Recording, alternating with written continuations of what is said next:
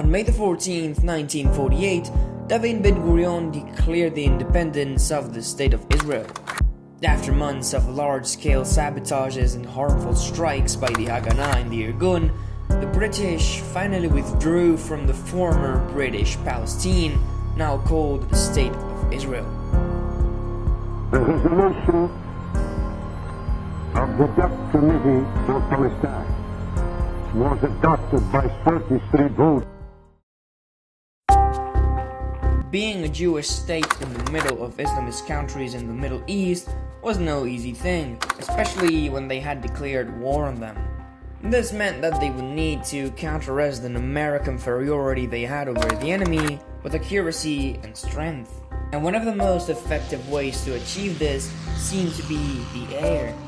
Quickly, on May 28th, Israeli officials founded the Israeli Air Force, composed of just a handful of S-199s and Spitfires, all acquired from Czechoslovakia, and a couple talented volunteer pilots from the Royal and United States Air Forces. It was the IAF's task to assist infantry soldiers and prevent the enemy from advancing.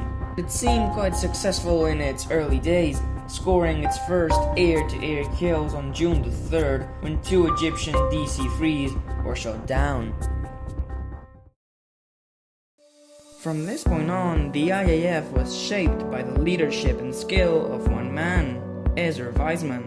A former Royal Air Force pilot, Weizman quickly rose to become commander of the Ramat David Air Base, where he led with a clear vision of turning the IAF into a premier fighting force.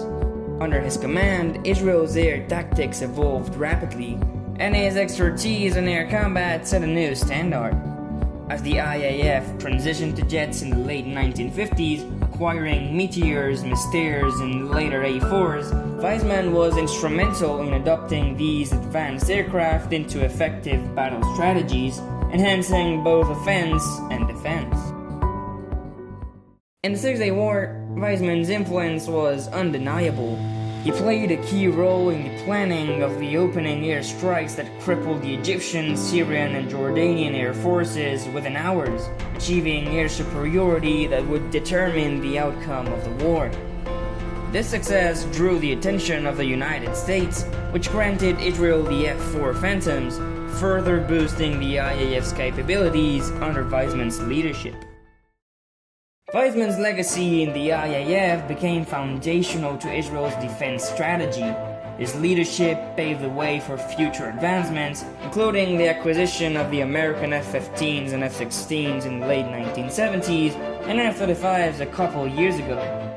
Today, the IAF remains a formidable force, with Weizman's contributions forming the backbone of its success and solidifying its status as a cornerstone of Israeli power. In the story of the Israeli Air Force, we can see how the instinct for survival, when paired with unwavering determination, can forge unmatched strength and innovation.